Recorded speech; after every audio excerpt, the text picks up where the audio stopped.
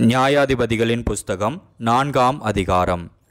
Ehud மரணமடைந்த பின்பு இஸ்ரவேல் புத்திரர் திரும்ப கர்த்தரின் பார்வைக்கு பொல்லாப்பானதை செய்து வந்தார்கள். ஆகையால் கர்த்தர் அவர்களை ஆத்சோரில் ஆளுகிற யாபீன் என்னும் கானானியருடைய ராஜாவின் கையிலே விற்று போட்டார். அவனுடைய சேனாபதிக்கு சிசெரா என்று பேர். அவன் புறஜாதிகளுடைய பட்டணமாகிய அரோசேத்திலே குடியிருந்தான். அவனுக்கு 900 இருப்பு ரதங்கள் இருந்தது. அவன் இஸ்ரவேல் புத்திரரை 20 வருஷம் கொடுமையாய் ஒடுக்கினான். இஸ்ரவேல் புத்திரர் கர்த்தரை நோக்கி முறையிட்டார்கள். அக்காலத்திலே லபிதோத்தின் மனைவியாகிய தெபோராள் என்னும் தீர்க்கதரிசியானவள் இஸ்ரவேலை நியாயம் விசாரித்தாள். அவள் எப்பிராயிம் மலை தேசமான ராமாவுக்கும் பெத்தேலுக்கும் நடுவில் இருக்கிற தெபோராளின் பேரிச்ச மரத்தின் கீழே குடியிருந்தாள். அங்கே இஸ்ரவேல் புத்திரர் அவளிடத்திற்கு நியாய விசாரணைக்கு போவார்கள். அவள் நப்தலியிலுள்ள கேதேசில் இருக்கிற அபினோகாமின் குமாரன் பாராக்கை வரவழைத்து, நீ நப்தலி புத்திரரிலும் செபுலோன் புத்திரரிலும் 10,000 பேரை கூட்டிக் கொண்டு தாபோர் மலைக்கு போக கடவாய் என்றும், நான் யாபீனின் சேனாபதியாகிய சிசெராவையும் அவன் ரதங்களையும் அவன் சேனையையும் கீசோன் பள்ளத்தாக்கிலே உன்னிடத்திற்கு வர இழுத்து அவனை உன் கையில் ஒப்புக்கொடுப்பேன் என்றும் இஸ்ரவேலின் தேவனாகிய கர்த்தர் உனக்கு கட்டளையிடவில்லையா என்றாள். அதற்கு பாராக், நீ என்னோடே கூட வந்தால் போவேன், என்னோடே கூட வராவிட்டால் நான் போக மாட்டேன் என்றான். அதற்கு அவள், நான் உன்னோடே கூட நிச்சயமாய் வருவேன், ஆனாலும் நீ போகிற பிரயாணத்தில் உண்டாகிற மேன்மை உனக்கு கிடையாது. கர்த்தர் சிசெராவை ஒரு ஸ்திரீயின் கையில் ஒப்புக்கொடுப்பார் என்று சொல்லி தெபோராள் எழும்பி பாராக்கோடே கூட கேதேசுக்கு போனாள்.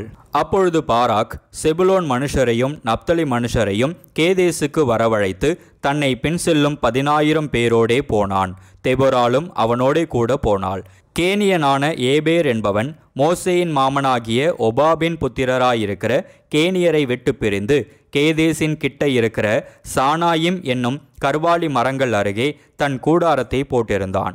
அபினோகாமின் குமாரன் பாராக் தாபோர் மலையில் ஏறி போனான் என்று சிசெராவுக்கு அறிவிக்கப்பட்ட போது, சிசெரா 900 இருப்பு ரதங்களாகிய தன்னுடைய எல்லா ரதங்களையும் தன்னோடிருக்கும் எல்லா ஜனங்களையும் புறஜாதிகளின் பட்டணமாகிய அரோசேத்திலிருந்து கீசோன் பள்ளத்தாக்கிலே வரவழைத்தான்.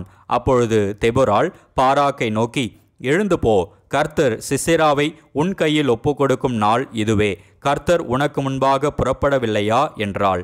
அப்பொழுது பாராக்கும் அவன் பின்னாலே 10,000 பேரும் தாபோர் மலையிலிருந்து இறங்கினார்கள். கர்த்தர் சிசெராவையும் அந்த எல்லா ரதங்களையும் சேனை அனைத்தையும் பாராக்குக்கு முன்பாக பட்டய கருக்கினால் கலங்கடித்தார். சிசெரா ரதத்தை விட்டிறங்கி கால்நடையாய் ஓடி போனான். பாராக் ரதங்களையும் சேனையையும் புறஜாதிகளுடைய அரோசேத் மட்டும் துரத்தினான். சிசெராவின் சேனையெல்லாம் பட்டய கருக்கினால் விழுந்தது, ஒருவனும் மீதியாயிருக்கவில்லை. சிசெரா கால்நடையாய் கேனியனான ஏபேரின் மனைவி யாகேலுடைய கூடாரத்திற்கு ஓடி வந்தான். அப்பொழுது யாபீன் என்னும் ஆத்சோரின் ராஜாவுக்கும் கேனியனான ஏபேரின் வீட்டுக்கும் சமாதானம் உண்டாயிருந்தது. யாகேல் வெளியே சிசெராவுக்கு எதிர்கொண்டு போய், உள்ளே வாரும் என் ஆண்டவனே, என் அண்டை உள்ளே வாரும், பயப்படாதேயும் என்று அவனோடே சொன்னாள். அப்படியே அவள் அண்டை கூடாரத்தில் உள்ளே வந்தபோது அவனை ஒரு சமுக்காலத்தினாலே மூடினாள். அவன் அவளை பார்த்து, குடிக்க எனக்கு கொஞ்சம் தண்ணீர் தா, தாகமாயிருக்கிறேன் என்றான். அவள் பால் துருத்தியை திறந்து அவனுக்கு குடிக்க கொடுத்து திரும்பவும் அவனை மூடினாள்.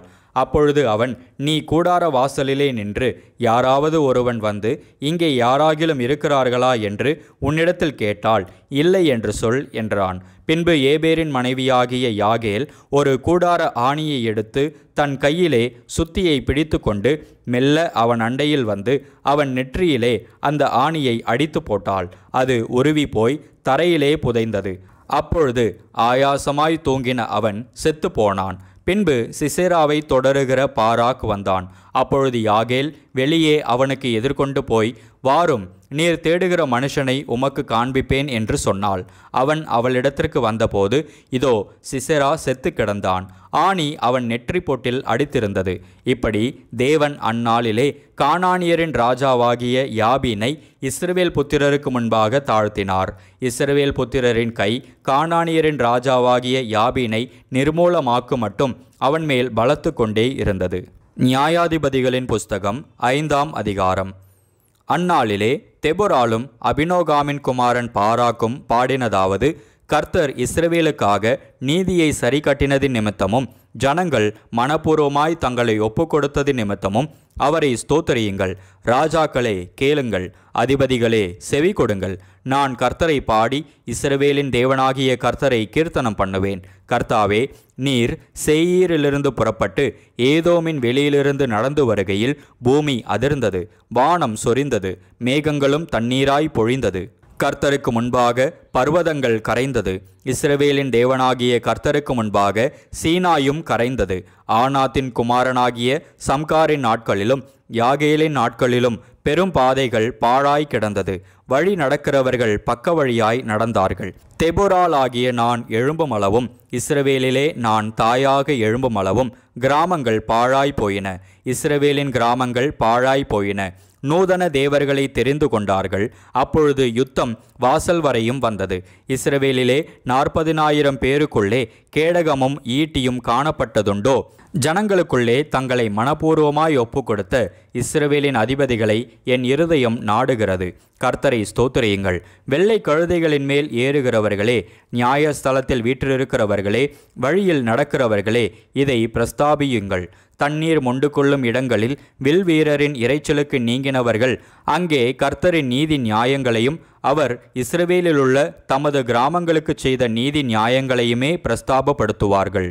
அது முதல் கர்த்தரின் ஜனங்கள் ஒளிமுக வாசல்களிலே போய் இறங்குவார்கள். விழி விழி தெபொராலே, விழி விழி, பாட்டு பாடு. பாராக்கே எழும்பு. அபினோகாமின் குமாரனே, உன்னை சிறையாக்கினவர்களை சிறையாக்கி கொண்டு போ. மீதியாயிருந்தவர்கள் ஜனத்தின் பிரபுக்களை ஆளும்படி செய்தார். கர்த்தர் எனக்கு பராக்கிரமசாலிகளின் மேல் ஆளுகை தந்தார். அமலேக்குக்கு விரோதமாக இவர்களுடைய வேர் எப்ராயீமிலிருந்து துளிர்த்தது. உன் ஜனங்களுக்குள்ளே பென்யமீன் மனுஷர் உனக்கு பின் சென்றார்கள்.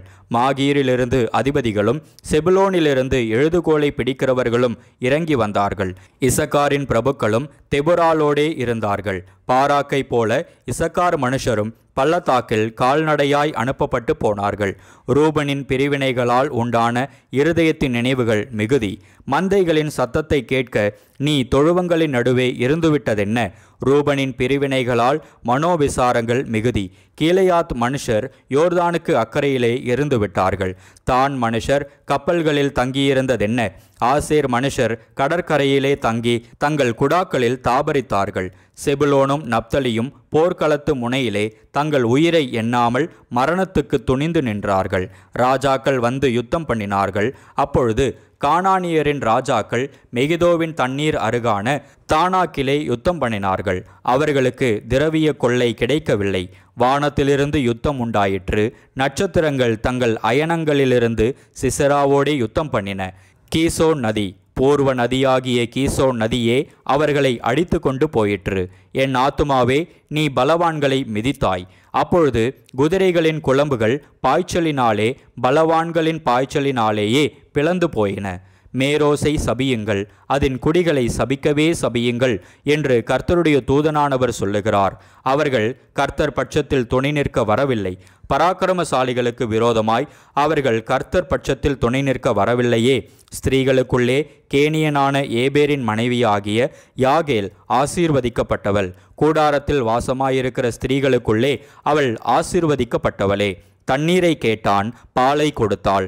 ராஜாக்களின் கிண்ணியிலே வெண்ணெயை கொண்டு வந்து கொடுத்தாள். தன் கையால் ஆணியையும் தன் வலது கையால் தொழிலாளரின் சுத்தியையும் பிடித்து சிசராவை அடித்தாள். அவன் நெற்றியில் உருவக்கடாவி அவன் தலையை உடைத்து போட்டாள். அவள் கால் அருகே அவன் மடங்கி விழுந்து கிடந்தான். அவள் கால் அருகே மடங்கி விழுந்தான். அவன் எங்கே மடங்கி விழுந்தானோ அங்கே மடிந்து கிடந்தான். சிசெராவின் தாய் ஜன்னலில் நின்று பலகனி வழியாய் பார்த்து கொண்டிருந்து, அவனுடைய ரதம் வராமல் பிந்தி போனதென்ன, அவனுடைய ரதங்களின் ஓட்டம் தாமதிக்கிறதென்ன என்று புலம்பினாள். அவளுடைய நாயகிகளில் புத்திசாலிகள் அவளுக்கு உத்தரவு சொன்னதுமன்றி அவள் தானும் தனக்கு மறுமொழியாக, அவர்கள் கொள்ளையை கண்டுபிடிக்கவில்லையோ, அதை பங்கிட வேண்டாமோ? ஆளுக்கு 2 பெண்களையும் சிசெராவுக்கு கொள்ளையிட்ட பலவர்ணமான ஆடைகளையும் கொள்ளையிட்ட பலவர்ணமான சித்திர தையல் ஆடைகளையும் கொள்ளையிட்டவர்களின் கழுத்துக்கு இருபுறமும் பொருந்தும் சித்திர தையலுள்ள பலவர்ணமான ஆடையையும் கொடுக்க வேண்டாமோ என்றாள். கர்த்தாவே, உம்மை பகைக்கிற யாவரும் இப்படியே அழிய கடவர்கள். அவரில் அன்பு கூறுகிறவர்களோ வல்லமையோடே உதிக்கிற சூரியனைப் போல இருக்க கடவர்கள் என்று பாடினார்கள். பின்பு தேசம் 40 வருஷம் அமைதலாயிருந்தது.